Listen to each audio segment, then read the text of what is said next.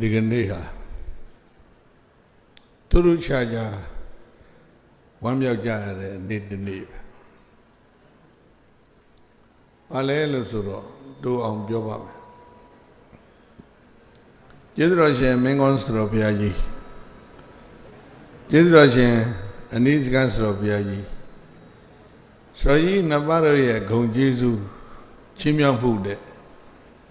ဘုန်းကြီးကဒီကနေ့အသက်85နှစ်ရောက်လာတဲ့အခါမှာစတော်ကြီးနှစ်ပါးလုံးရဲ့တာဝန်ယူဆောင်ရွက်ခဲ့တဲ့နေရာမှာဘုန်းကြီးကလာရောက်အဲ့ဒါရဲ့စတော်ကြီးနှစ်ပါးတို့ရဲ့ဂုဏ်ကျေးဇူးတွေကိုအစဉ်တတိယပြီးတော့သခိုင်းမင်းဝန်ရေလှူတော်ကြီးပြည့်စုံပြီးတဲ့နောက်ပိုင်းမှာမင်းကောင်းတစ်တောင်လုံးကိုဘုန်းကြီးတို့ရေလှူခွင့်ရလိုက်တာသို့သဖြင့်အတိပိဋကသရဓမ္မဗန္ဓကာရိကဓမ္မနာတစရောဘုရားကြီးရဲ့ကျေးဇူးတွေကိုဒီကနေ့တေရကူရေဆိုတဲ့အေးချမ်းတဲ့ရေနဲ့သွန်လောင်းပူဇော်ခွင့်ရလိုက်တာဟာ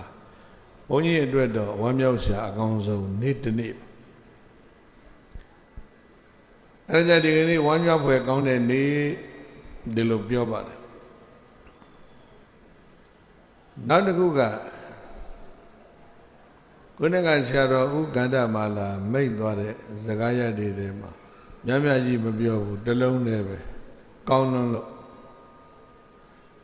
အာဇာနည်နေ့မှာဘုန်းကြီးကသူ့ပြောတာဒီရကူရေအလှူကဒီရေကိစ္စသာဝရခိုင်မြဲရေးအတွက်သာဝရငွေပင်ဘုန်းကြီးမိုင်းလားနော်သိန်းပေါင်း1000တပည့်တော်ထည့်ပေးထားမယ်သခိုင်းကရှမ်းနေတဲ့ရေတွေကိုမင်းကောဘက်ပို့လိုက်တာအဲ့ဒီမေဃလာသတင်းကိုအာဇာနည်နေ့မှာဘုန်းကြီးကပြောပြသွားတယ်နိုင်ငံတော်ရဲ့ကျေးဇူးရှင်လွတ်လပ်ရေးခေါင်းဆောင်ကြီးတွေရဲ့အသက်ခန္ဓာကိုတိုက်ပြည့်တဲ့ဆွမ်းလွှတ်ရတဲ့နေ့မှာဝမ်းနဲ့ပွဲကောင်းတဲ့နေ့တစ်နေ့လို့တိုက်ပြည့်လုံးကသတ်မှတ်ထားတာဘုန်းကြီးကသိတ္တငွေပင်ဆိုင်ပေးမယ်ဆိုတော့တိပိဋကဆိုတော့ဥက္ကန္တမာလာကဝမ်းမြောက်ဝမ်းနေခြင်းကိုဘာနဲ့ပြောင်းပလိုက်ဝမ်းမြောက်ခြင်းနဲ့ပြောင်းပလိုက်တယ်ဒါကထူးထူးဆန်းဆန်းမဖြစ်ဘူးတဲ့အဖြစ်ထူးတယ်နော်ဝမ်းမြောက်စွာနေလေးရှိတဲ့ပုဂ္ဂိုလ်ဟာနိဗ္ဗာန်မှာရောက်နေတယ်နိဗ္ဗာန်သေဝသန္တိကေဒါဘုရားဟောအဲ့တော့ဒီသတင်းကြားကြတဲ့တပည့်လုံးကသူရရှင်ပေါင်းရေလူရှင်ပေါင်းတကဘာလုံးကရေလူရှင်ပေါင်းလဲဆရာဥက္ကဋ္ဌမလာတိပိဋကသရဆိုရဲ့စကားတန်ကြားရတော့အကုန်လုံးကိုဘာဖြစ်ကြမှာဝမ်းမြောက်နေကြမှာနော်အဲ့တော့မင်္ဂလာဆိုတာဒါပဲဝမ်းနဲ့ပူဆွေးပြီးတော့စိတ်ပင်ပန်းနေတဲ့လူတွေအကုန်လုံးကိုဘာဖြစ်အောင်လုပ်ပေးရဝမ်းမြောက်အောင်လုပ်ပေးရအဲ့ဒါဟာအရေးကြီးဆုံးအလုပ်တစ်ခုဝမ်းမြောက်စွာနေနိုင်ရင်နိဗ္ဗာန်တကားပေါက်နာရောက်နေသလိုပဲဗုဒ္ဓမိန့်ကြားတဲ့စကားရှိပါတယ် compassion ပေါ့နော်ပြောင်းလဲခြင်းတစ်ခုဟာဒါအလွန်ကောင်းတဲ့အံ့ဩဖွယ်ဟာပြောင်းလဲခြင်းတစ်မျိုးမေတ္တာတရားကရုဏာတရားဒီတရားတွေအကြောင်းဘုန်းကြီးတို့ထပ်ပြောเสียမလို့ဒီတရားတွေကိုကျေးဇူးတော်ရှင်မင်းကောင်းစတော်ဘုရားကြီးမကြမကြဟောတဲ့အထဲမှာဒီကနေ့လည်းပဲဘုန်းကြီးကနေ့တိုင်းမရမနာသင်္ဃာနာအမေးဖြေတွေကိုနားပြီးတော့မာဇီစတော်ကြီးနဲ့မင်းကောင်းစတော်ကြီးနှစ်ပါးတို့ကိုနေ့တိုင်းလွန်နေတာအဲ့ဒီမှာ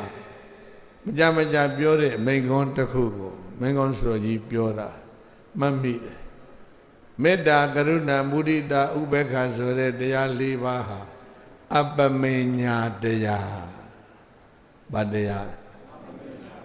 အပမေညာဆိုတာအတိုင်းအတာမရှိဘူးအကန့်အသတ်မရှိဘူး ဒီလိုပြောတာ measureless boundless the lack of a boundary ပေါ့လေ border မရှိဘူးအဲ့ဒါကိုတိပိဋကသရဆိုတော့ကပြောသွားတယ်နေစည်းမချသူကခက်မိတဲ့စကားလုံးလေးပြောတယ်ဘုန်းကြီးတောင်မပြောတတ်ဘူးနေစည်းမချဒီကနေ့နိုင်ငံမှာဒီစကားလုံးကလည်းတော်တော်ခက်စားတယ်နော်ပြောလိုက်တော့နေစည်းမချပဲကန့်သတ်ချက်တွေကသိမ့်များနေစည်းကမချဘူးပြောတာပဲကန့်သတ်ချက်တွေသိမ့်များတော့ limited တွေသိမ့်များတော့ဘာမှမဖြစ်ဝမ်းသာရမယ်အစားအကုန်လုံးဝမ်းနေနေကြအဲ့ဒါကြောင့်ဒီကနေ့ပြောချင်တယ်နိုင်ငံခေါင်းဆောင်တွေအားလုံးနိုင်ငံသူနိုင်ငံသားတွေအားလုံးစိတ်ညစ်နေတာဝမ်းနေနေကြတာဝမ်းမြောက်အောင်လုပ်ပေးကြပါနော်ဘောင်ဘောဓာတွေသိမများနဲ့boundary တွေသိမများပဲနဲ့ boundless spirit မေတ္တာဆိုတာနော် measureless boundless spirit ကရုဏာဆိုတာ measureless boundless spirit အတိုင်းဒါပမာဏမရှိတဲ့စိတ်ဓာတ်တွေမွေးပြီးတော့ဝမ်းနဲ့ပူဆွေးနေတဲ့လူတွေကိုဝမ်းမြောက်အောင်လုပ်ပေးနိုင်ရင်အဲဒီပုဂ္ဂိုလ်ဟာလူစွမ်းကောင်းမှာဒီတွေကိုရေးလူဘယ်မှာလူလဲစကိုင်းနေမလားမင်းဝံ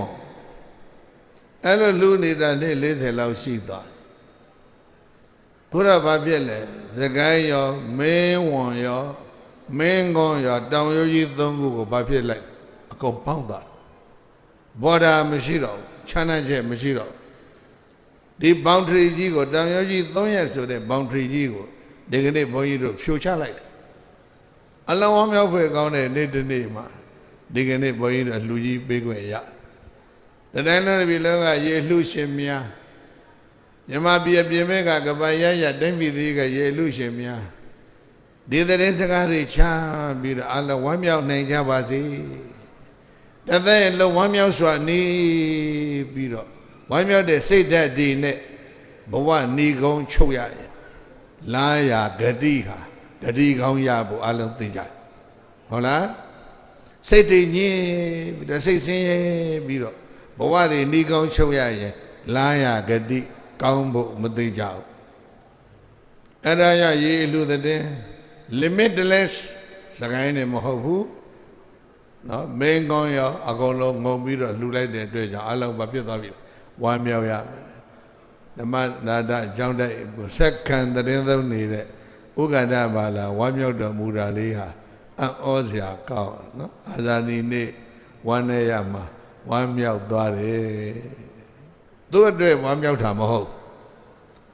ကြောင်ပေါင်းဘယ်လောက်ရှိလဲစုစုပေါင်းကြောင်းတိုက်ပေါင်းဆရာတော်မင်းကောင်းမဲ့မှာအလုံးကြောင်းတစ်ပေါင်းနဲ့တစ်လုံးနဲ့ပြောလိုက်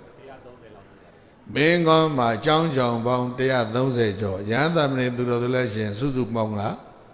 1000ဘယ်လောက်ရှိမလဲ1300ကျော်တို့ကဝမ်းမမြောက်ဘူးလားအဲ့ဒါဟာကုသိုလ်အဲ့ဒါကုသိုလ်ပဲအဲ့ဒါအလုံးကိုပြောကျင်တယ်လူတိုင်းကိုဝမ်းမြောက်အောင်လုပ်ပေးကြပါစိတ်ညစ်အောင်မလုပ်ကြပါဒါကုသိုလ်ပဲနိဗ္ဗာန်တကားပေါင်းတာရောက်အဲ့ဒါဤမြဝမ်းမြောက်အောင်လုပ်ပေးလိုက်ရတဲ့ကုသိုလ်ကောင်းမှုကြောင့်ဘုန်းကြီးတို့တခြားများမပြောတော့ဘူးเนาะဒီကုန်းချုပ်ပရေသံဟိတမိတ်စေယံဟိတမေအိစ္ဆတံပရောကျွေးခြင်းနိကာယတတ္တိယသာသနာပိုင်ဒီပယင်စရဘုရားကြီးကပရမတ္တစက္ကုကျမ်းကိုရေးပြီးတော့ဏိကုံးမှာဆုတောင်းနေရေးထားခဲ့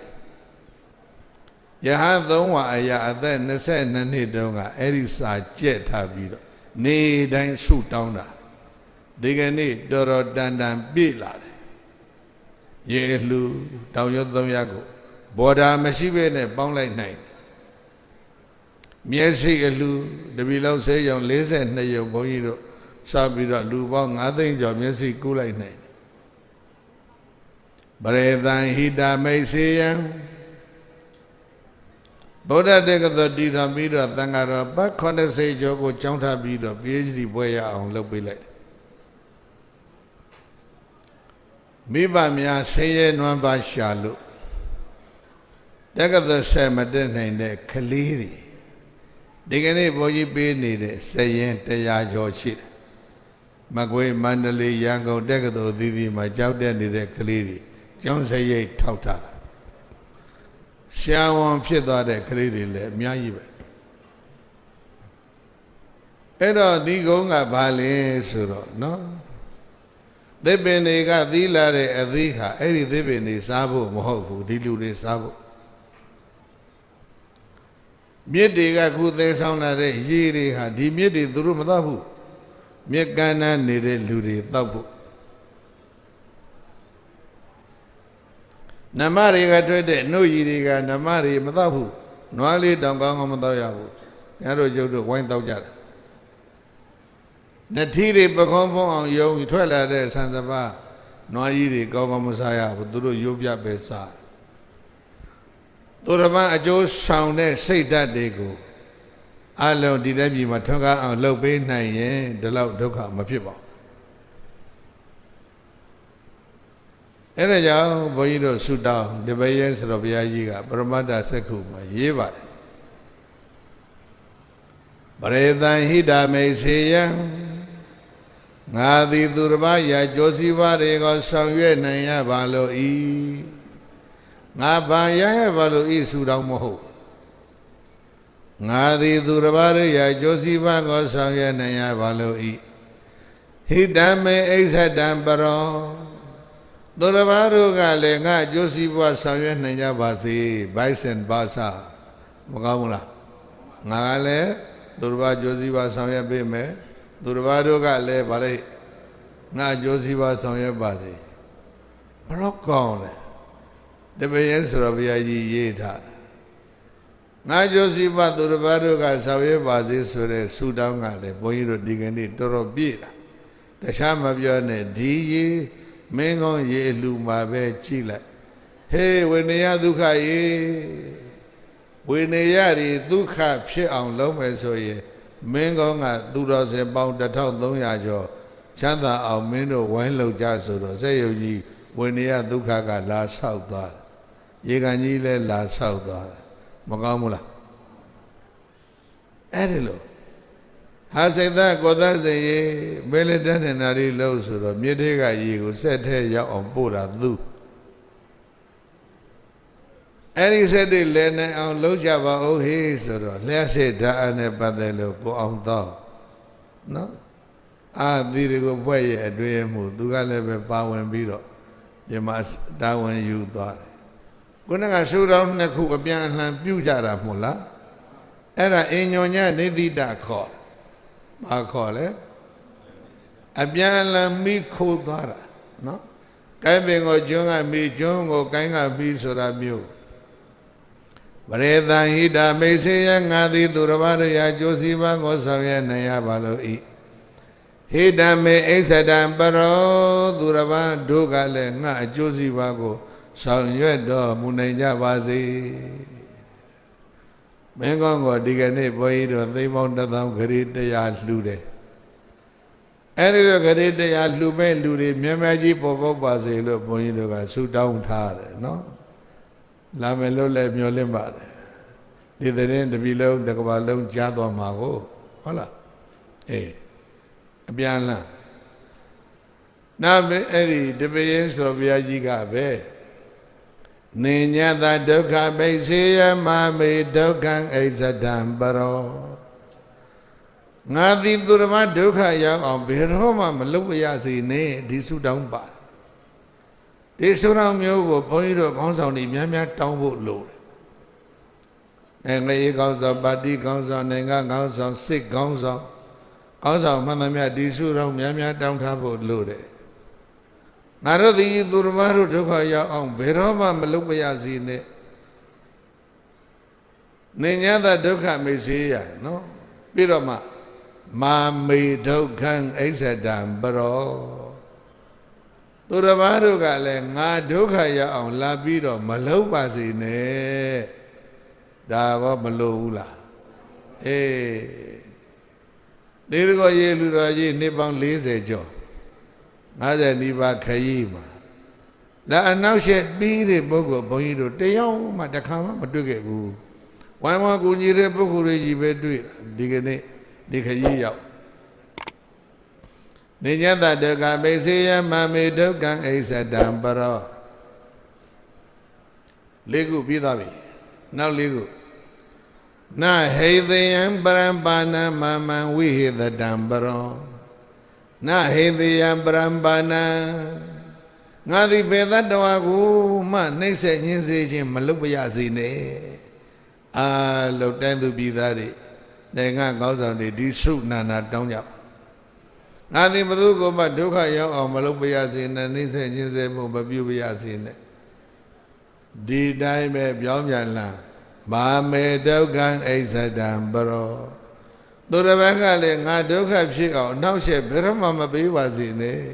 မကောင်းဘူးလားလုပ်ငန်းတွေဖြောင်းဖြောင်းဖြူဖြူဖြစ်သွားအောင်နော်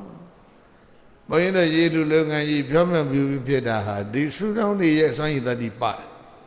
ဘုန်းကြီးတို့ဒီလိုပဲယုံကြည်တယ်ဇကိုင်းတောင်ပီလာစတော်ဘုရားကြီးကတန်လွန်မင်းတရားလက်ထက်နော်တောင်ပီလာတောင်ရဲ့အနီးမြောက်ဖက်နာကဇေတဝန်တော်ရမှာတည်င်းသုံးဝိနည်းလင်္ကာရတိကာဆိုတဲ့ကျမ်းကိုပါဠိဘာသာနဲ့ပြုစုအဲ့ဒီကျမ်းရဲ့ဏိဂုံးမှာစတော်ဘုရားကြီးရဲ့ဆုတောင်းက23ဂါထာရှိတယ်တခုသောဆုတောင်းကဘာလဲ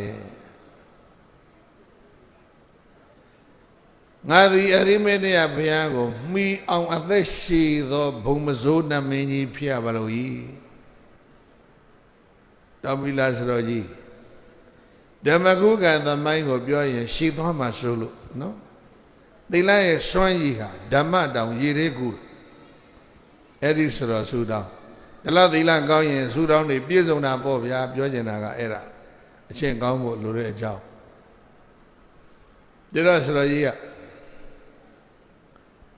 အရိမေတ္တယဘုရားမိအောင်သက်ရှိသောဗါတဲ့လေဘုံမစိုးနှမင်းကြီး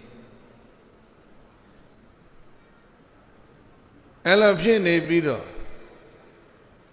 ဗုဒ္ဓသာသနာတော်ကိုအားပေးတဲ့မင်းတွေ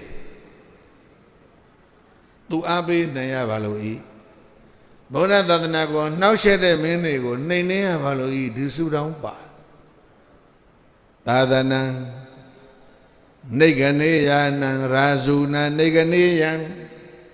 သာသနာပေကနန္တနာရာဇူနံသဟာယောအသံတောင်းဖီလာဆူတောင်းတာအဲ့ဒီဆိုကြီးဒီကနေ့အထိနော်ဘုံမစိုးနမင်းကြီးဖြစ်ပြီးတော့ဟိမောတာမင်းစုတကနတ်ပမင်းကြီးမှာနေနေတယ်တကယ်တော်ကြီးစောင့်ရှောက်နေတယ်လို့ဘုန်းကြီးတို့ကတော့ယုံကြည်တယ်အဲ့တော့ဘာပြောမလဲဆိုတော့ရန်ခဘုန်းကြီးကစတော်ကြီးကိုလှန်လှန်တိုင်တဲတယ်ကိုလည်းအမြဝေမယ်စတော်ကြီး3ပါတောင်ပီလာရဲ့အနိစကရဲ့မင်းကောင်တိပိဋကသရဓမ္မဘာနာကာရိကစတော်ကြီးရဲ့နော်ရောက်ရအရာကဒီကောင်းမှုကြီးသာရုခေါ်ဝမ်းမြောက်တော်မူကြပါအဲ့ဒါခုနကဒီပရင်ဆူတောင်းမှာပြောသွားတဲ့စကားနှစ်ခွန်းကနိညတဒုက္ခမိစေယမမေဒုက္ခအိသတံပရောနိညတဒုက္ခမိစေယငါသည်ဘသူကိုမှဒုက္ခဖြစ်အောင်မလုပ်ပါရစေနဲ့မာမေဒုက္ခအိသတံပရောသူတစ်ပါးကလည်းငါဒုက္ခဖြစ်အောင်မလုပ်ကြပါစေနဲ့ဒီဆုတောင်းအမြဲတမ်းတောင်းဖီလာဆိုတော့ကြီးကြားအောင်ဘုန်းကြီးတို့ဆုတောင်းနေတာအနေကဆိုတော့ကြီးတို့မေကောဆိုတော့ကြီးတို့ကြားအောင်ဆုတောင်းနေတာဆိုတော့ကြီးတွေကြားသိတော်မူကြတယ်လို့ဘုန်းကြီးတို့ကတော့ယုံကြည်တယ်နော်လုပ်ငန်းတွေကအကုန်ချောမှုတ်ပြီးတော့အစဉ်ပြင်းနေတယ်နောက်ချက်အနှိမ့်ဆက်ဘာမှမရှိဘူးအဲ့ဒါဝမ်းမြောက်စရာတစ်ခုနဟိသေယံပရပဏမမဝိသတံပရောနဟိသေယံပရံပါဏံမမဝိသတံပရောနသဘဝေအဟံဝေရိမာဝေရိဟောတုမေပရောကောင်းလိုက်လိဗျာ နာဟေသယံပရံပါဏံငါသည်ဘေသတ္တမကိုမှဘယ်တော့မှမနှိမ့်ဆက်မငင်းစေပါရစေနဲ့ဘသူတောင်းတပည့်ရဲ့ဆိုတော့အလုံးဒီစုမျိုးတောင်းကြပါလို့တိုက်တွန်းညမှာမာမံဝိယတတံပရောသူတစ်ပါးတို့ကလည်းငါ့ကိုညင်းဆဲနေစေခြင်းမပြုကြပါစေနဲ့မင်းကဆိုရကြီးကြားတော်မူပါစေအနည်းစကားဆိုရကြီးကြားတော်မူပါစေတောင်းဖီလာဆိုရကြီးကြားတော်မူပါစေကျမ်းသိတော်မူကြတယ်လို့ဘုန်းကြီးတို့ယုံကြည်တဲ့သုံးပါးတပါးဘက်ကတော့ကြားပါနာဟိသယံပရံပါဏမမံဝိယတတံပရောနသဘဝေအဟံဝေရီမဝရီဟောတုမေပရောနသဘဝေအဟံဝေရီငါသည်ဘယ်သူတို့ဤယံသူဘေတော့မှမဖြစ်ပါရစေနဲ့ငါသည်ဘသူဤယံသူဘေတော့မှမဖြစ်ပါရစေနဲ့ဘသူမှလည်းငါယံသူမဖြစ်ပါစေနဲ့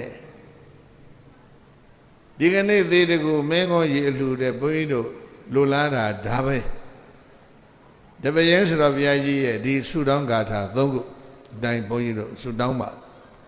အဲ့ဒါကအလုံးရေလူရှင်ပေါင်းတပြည်လုံးတစ်ကမ္ဘာလုံးကရေလူရှင်ပေါင်းကြာသိစီချောင်းဘုန်းကြီးတို့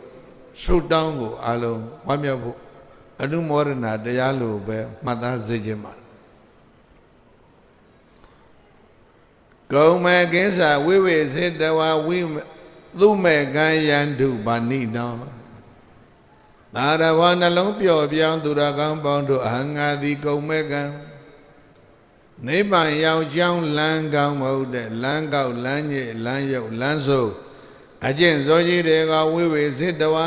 ရှောင်ရှားပဲခြင်း၍သူမေကံနိဗ္ဗာန်ရောက်ကြောင်းအကျင့်ကောင်းဖြစ်တဲ့မေခင်ရှိတာအကျင့်မှန်ကိုဥဆောင်ဖြောင်းပြောင်းမမကြီးဥဆောင်ဖြောင်းပြောင်းမမကြီးသူမေကကောလမ်းကောင်းလမ်းဖြောင်းအတိုင်းလိုက်သွားနိုင်တဲ့ပုဂ္ဂိုလ်တယောက်ဘဝေယံ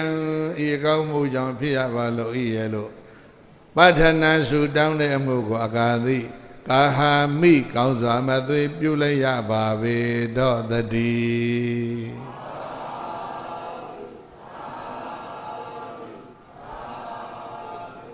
ကောင်းမဲ့ကိစ္စဝိဝေစေတဝသုမေကံယန္တုပါဏိနော